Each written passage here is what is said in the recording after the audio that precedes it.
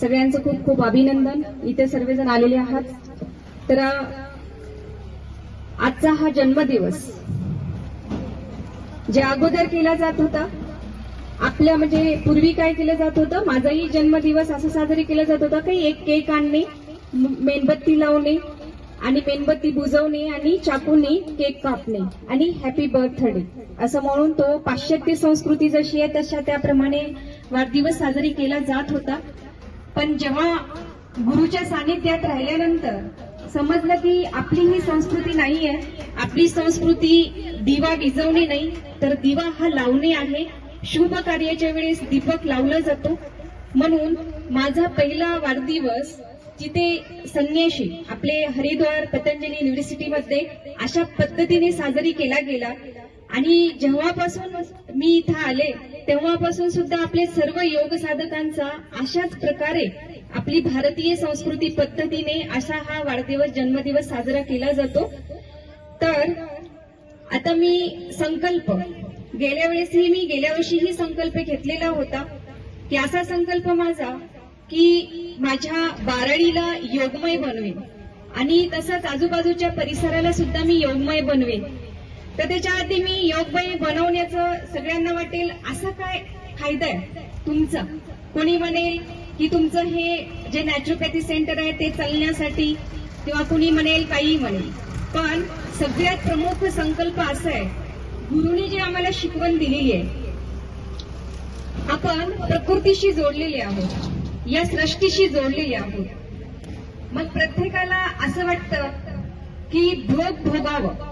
जसं कुणाला वाटतं मला नोकरी लागावी, कुणाला वाटतं मला मुलं व्हावेत, कुणाला वाटतं मला घर बांधावं मी सुखी होईल, कुणाला वाटतं की मी गाडी घेतल्यानंतर मी सुखी होईल. पण याच्या पलीकडचं सुख जे आम्हाला गुरूंनी आत्मसात केलेलं आहे किंवा आम्हाला जे त्यांनी सांगितलेलं आहे किंवा त्यांच्या मार्गावरती चालल्यापासून जे मला सुख आणि समाधान वाटते ते मी इथे सांगते. गुरु असं म्हणतात, प्रकृती जसं आपली आई असते तसं ही सृष्टी आपली आई आहे आणि या प्रकृतीने आपला जन्म घातलेला आहे. तर हे जन्म फक्त आणि फक्त भोग भोगण्यासाठी नाहीये. तर आपल्याला या ईश्वराने सृष्टीने आपल्याला हात पाय बुद्धी पंचतत्वापासून बनलेलं शरीर दिलेलं आहे. जसं समजा उदाहरणार्थ आता आपण आईला जन्मलेले आहोत आणि आईला जन्मल्यानंतर आई किती दिवस करणार आहे आपल्याला, 10 वर्ष 12 वर्ष 15 वर्ष 18 वर्ष 20 वर्ष 21 वर्ष 40 वर्ष झाल्यानंतर सुद्धा जर आपण आईच्या पदरामागे लपत असलो त्या आईला आवडणार आहे का? आवडणार नाही. आईला वाटतं एवढा मोठा टोनगा झालेला आहे किंवा एवढा मोठा तो झालेला आहे, काहीतरी काम करावं काहीतरी करावं अशी आईची तळमळ असते. मी याला जन्माला घातले कशासाठी की काहीतरी करेल या आमच्यासाठी किंवा आणखीन काही कुठले कार्य चांगले करेल आणि आमचं नाव करेल आई वडिलाचं, असं आपल्या आई वडिलाला वाटतं.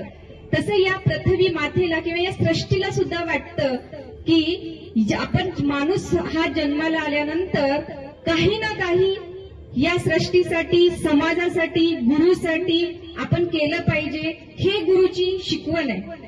आणि समजा आता आपली आई मोठी झाल्यानंतर आपल्याला जर तलवार दिलेली आहे हातामध्ये आणि तू तलवार घेऊन काहीतरी चांगलं कार्य शूर्य कार्य कर. छत्रपती शिवाजी महाराजाला जसं तलवार दिली जाते आणि ते छत्रपती शिवाजी महाराज जसं हिंदवी स्वराज्य स्थापना करतात तशा पद्धतीने कार्य कर. छत्रपती शिवाजी महाराजाला जसं तलवार दिली जाते आणि ते छत्रपती शिवाजी महाराज जसं हिंदवी स्वराज्य स्थापना करतात तशा पद्धतीने आपल्याला सुद्धा आपल्या या सृष्टीने या पंचतत्वाने आपल्या या निसर्गाने आपल्याला हे शरीर दिलेलं आहे आणि या तलवारीसारखी आपल्याला बुद्धी दिलेली आहे. मग या बुद्धीचा वापर आपण करून जर समाजासाठी किंवा आपल्या गुरुच्या मार्गावरती नाही चाललो, नुसतं खाणे पिणे भोग भोगणे पैसा पैसा पैसा मागे धावणे. पैसा आवश्यक आहे. तुम्ही म्हणसाल ताई पैशासाठी काय होते का बघा, तुमचं काय चालतं का पहा. मान्य आहे पैसे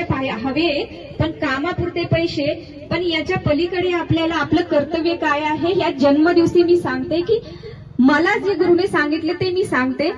तर आपल्याला जसं जर आता आपल्या आईने हातामध्ये आणि आपण तलवार घेऊन जर गाढवा हाणू लागलो किंवा तलवार घेऊन जर आपण म्हशी हाणू लागलो तर ते आपल्या आईला आवडतं का? काय येडा मुलगा आहे, ह्याला तलवार दिली काहीतरी चांगलं कार्य करण म्हणून आणि हा गाढवा हाणतोय. मग अशाच पद्धतीने आपल्या पृथ्वी, आपल्या सृष्टीला, आपल्या निसर्गाला, आपल्या या पंचतत्वाला वाटतं की याला इतकं चांगलं मी शरीर दिलंय, एवढी बुद्धीसारखी तलवार दिलीये, पण हा काहीच करत नाही असं वाटतं. म्हणून आपल्यावरती समाजाचं ऋण आहे, गुरुचं ऋण आहे, हे फेडण्यासाठी म्हणून मला हा योगमय गाव, आजूबाजूचं परिसर आणि नुसतं शरीर निरोगी राहतं याच्याने आज इथे सगळ्या महिला जुळलेल्या आहेत. सगळ्या महिलांचा थायरॉइड असेल, मोठापा असेल, गर्भाशयांच्या गाठी असतील किंवा अशा बरेच आजार आहेत, भाऊ आहेत जे ट्रेस होते किंवा व्यसनाधरी होते किंवा असे बरेच, यांच्यामध्ये आणि आपल्या ताईमध्ये बराच विकास झालेला आहे. आणि नुसतं रोग कमी झालेले नाही तर या जगाला पाहण्याची दृष्टी सुद्धा बदललेली आहे. तर एवढं सांगू इच्छिते मी की मी आजच्या दिवशी परत एकदा मी संकल्प घेते की मला केवळ आणि केवळ योगमय आणि निरोगी गाव आणि आजूबाजूचं गाव योगमय आणि निरोगी बनवायचंय, असाच मी संकल्प घेते या अग्नीच्या साक्षीने. आणि याच्यासाठी तुमच्या सगळ्यांचं सहकार्य मला आहे. गेल्या 2 वर्षापासून मी पाहते माझे सर्व योग साधक, थंडी असेल, गरमी असेल, सगळ्या ह्याच्यामध्ये ऋतूमध्ये मला साथ देत आहेत. आणि आजूबाजूच्या परिसरामध्ये आत्ताच लगेचच आपले 2 ते 4 गावामध्ये योग शिबिर लागणार आहेत आणि ते चांगल्या प्रकारे सफल होणार आहेत. तर या अग्नीच्या साक्षीने असंच म्हणते की परत एकदा मी पूर्ण बाराळीला, आजूबाजूच्या परिसराला, जे गुरुनी मला ज्ञान दिलेलं आहे, जे आरोग्याचं एक गोल्डन सायन्स मला दिलेली आहे, मी ते घराघरापर्यंत पोहोचवण्याचं कार्य करेन. सगळ्यांना